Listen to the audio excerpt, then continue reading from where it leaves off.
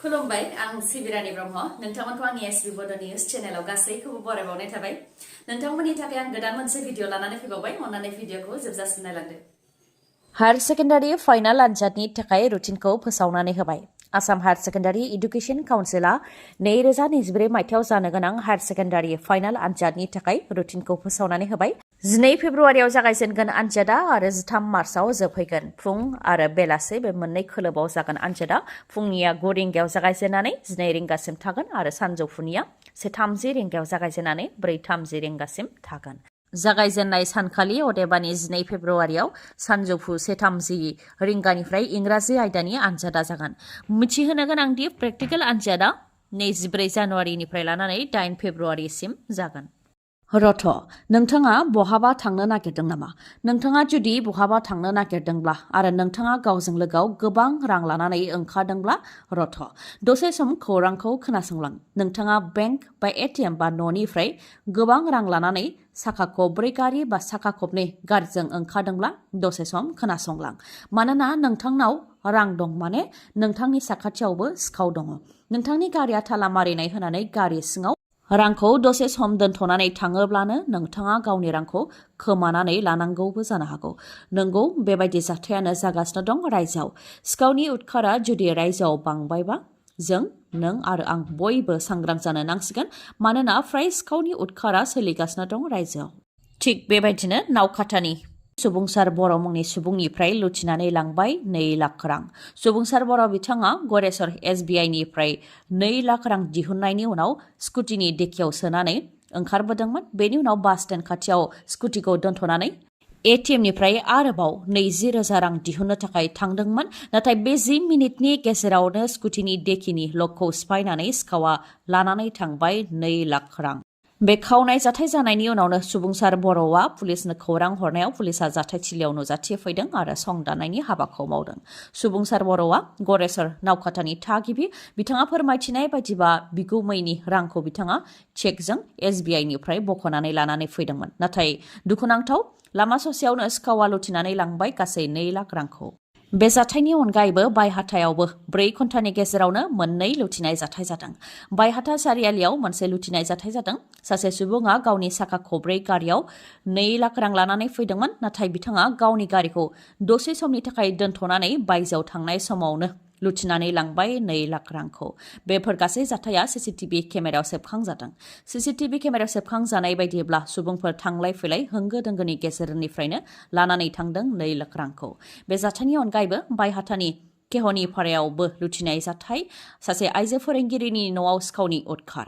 न'आव रावबो गैयैनि खाबु लानानै रां आरो सना रुफा गासैखौबो खावनानै लांदों सिखावा फोरमायथिनाय बायदिब्ला सिखाव खावनाय समाव फिसाजोआ आनजाद हैदोंमोन आरो बिमाया खामानिनि थाखाय बायजोआव थांदोंमोन बे रावबो गैयैखौ खाबु लानानैनो सिखावा गासैखौबो लुथिनानै लानानै थांदों सासे बर' आइजो अफिसारखौ मावख'नि सिङावनो देहायारि अनागार खालामदों मावख'नि सिनियर अफिसारा एडिसिआइ तामुलपुरनि एक्सटेनसन अफिसारजों देहायारि अनागार जादों बिथाङा फोरमायथिदों दि तामुलपुरा जिल्ला जादोंब्लाबो सोरखारि मावख'फोरा जाजोबैनि थाखाय district industry and commerce centre ADICC मुसलपुरनिफ्रायनो रिपर्टिं खालामो जाथाय जानाय सानखालि गारि गोदान बायनायनि मुङाव मावख'आव जानाय लोंनाय होदोंमोन सिनियर अफिसार दुर्गा किनकार भट्टाचार्यया होननानै फोरमायथिदों जेराव जौबो लोंनाय जादोंमोन बे समावनो बर' आइजो अफिसाराबो मावख'निफ्राय रिलिजिं अर्डार लायनो थाखाय थांदोंमोन बेयावनो सिनियर अफिसार दुर्गा किनकार भट्टाचार्यया खायदा खालामनानै मेन्स टयलेट फारसेथिं लानानै थांदोंमोन जेराव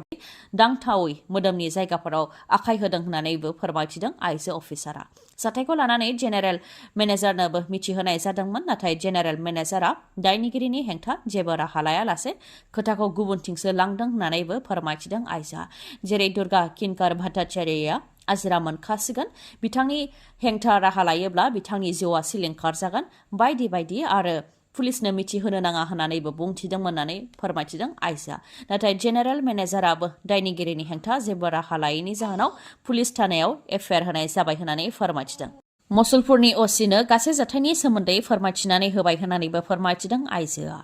लोगोसे दायनिगिरिनि हेंथा राहा लानो थाखायबो प्रमद बर' बिथांनिसिमबो खावलायदों। मानोना दिनै आंजों जादों, गाबोन गुबुन सोरबा आइजोजोंबो जाबावगोन। बेनिखायनो दायनिगिरिनि सायाव थाबैनो राहा लानो नांगौ होननानै बुंथियो प्रमद बर' बिथांनिसिम। लोगोसे तामुलपुरनि एडिसिआइ केम्पासआव गासैबो फ्राय हौवा मावथिफोर दङ। आइजोफोरनि थाखाय रैखाथि गैयैखौ मोनदाङो।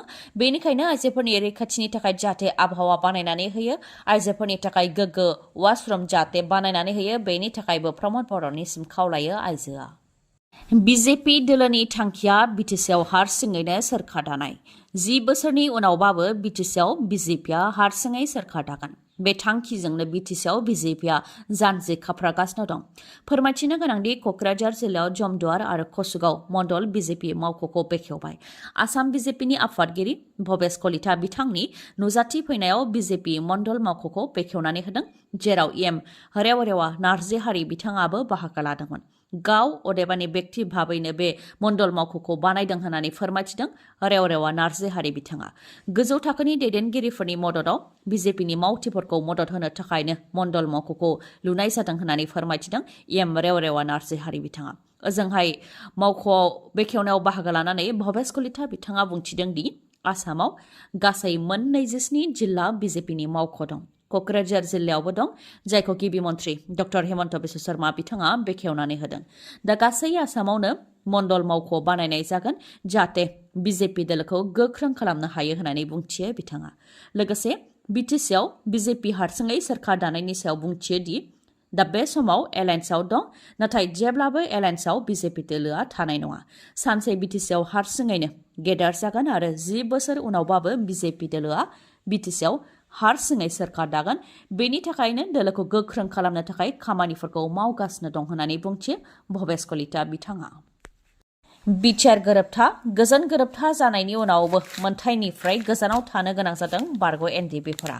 गोरोबथायाव थाखानाय बायदियै 4 लाख रांखौ दिनैसिमबो मोननो हायैखौ लानानै खुद्रिदों बारग' एनडिबिफोरा। क'क्राझार जिल्लानि सेरफांगुरि खुमगिरियाव बारग' एनडिबिफोरनि खौरांगिरि मेल।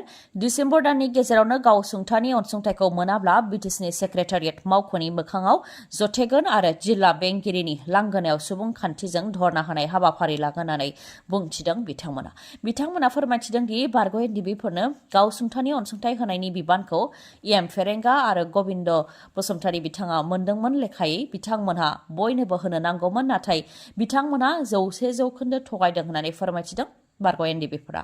होगोन होननानैल' खोथा होयो, नाथाय होआ। अक्ट'बराव होगोन होननानै बुंदोंमोन, नाथाय होआखै। नभेम्बर दानावबो होगोन होननानै बुंदोंमोन, नाथाय होआखै। दा डिसेम्बर दान सफैबाय, नाथाय दिनैसिमबो गैया होननानै बुंथियो आरो गोरोबथायाव थाखानाय बायदियै जि 4 लाख रां मोननो गोनां बेखौसो बिदों होननानैबो फोरमायथियो बिथांमोना।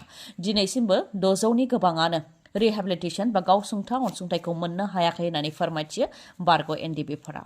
दैदेनगिरिफ्रा बयखौबो समान नोजोरजों नायगोन होननानै बुंथिदोंमोन, नाथाय राजखान्थियाव थानानै गाव गावनि गादिनि थाखायल' होगोन होननानै बुङो बिथांमोनहा।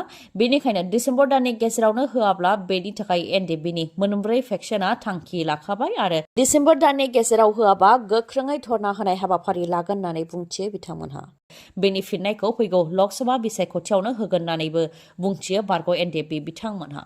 बारग' एनडिबिफोरा जेबो दान बान्था मोना, जेबो रिहेबिलिटेसनबो मोनाखै आरो फालांगि खालामनो थाखायबो रां गैया होननानैबो फोरमायथियो। बेराफारसेथिं बारग' एनडिबिफोरा जेब्लाबो सन्देहनि नोजोरजों नायजानो गोनां जायो। गोदान आइसि फैयोब्लानो पुलिस थानायाव थांनानै हाजिर जाहैनो गोनां जायो होननानैबो दुखु जेंनाखौ फोरमायथियो बिथांमोनहा। क'क्राझाराव गुलि गावनाय जाथाय। क'क्राझाराव एनकाउन्टार जादों। थांनाय बावैसो सान सिगां एग्रिकालचार बिफाननि आजिरा मोननाय इन्जिनियार तपन चक्रवर्ती आरो बिथांनि बिसिनि सायाव गोबौ हाथियारजों गाग्लोबनाय जाथायनि दायनिगिरि शम्भु काहारनि सायाव एनकाउन्टार जादों। पुलिसा फोरमायथिनाय बायदिब्ला क'क्राझार आमगुरियाव शम्भु काहारखौ लानानै थांदोंमोन। बेयावनो पुलिसनि आखाइनिफ्राय खारनो नागिरदोंमोन शम्भु काहारा। बेयावनो पुलिसा शम्भु काहारनि सायाव गुलि गावनो गोनां जादों होननानै फोरमायथिदों। जाय गुलिया दुथां शम्भु काहारनि आथिङाव नांदों होननानैबो फोरमायथिदों। दा दुथांखौ क'क्राझारनि आरएनबि देहा फाहामसालियाव फाहामथाय होनाया जागासिनो दं। फोरमायथिनो गोनांदि क'क्राझार सोहोरनि बिधानपल्ली 3 नं वार्डआव थांनाय बावैसो सान सिगां एग्रिकालचार बिफाननि आजिरा मोननाय इन्जिनियार तपन बेनार्जीनि न'आव गाग्लोबनाय जाथाय जादोंमोन, जेराव 70 बोसोर बैसोनि तपन बेनार्जी आरो बिथांनि बिसि 65 बोसोर बैसोनि मधुमिता बेनार्जीनि सायाव दुथाङा गोबौ हाथियारजों गाग्लोबदोंमोन। जाय जाथायाव 70 बोसोर बैसोनि तपन बेनार्जी बिथाङा जिउ खोमानो गोनां जादोंमोन आरो बिथांनि बिसिया गोब्राबै जोखोम जानो गोनां जादोंमोन।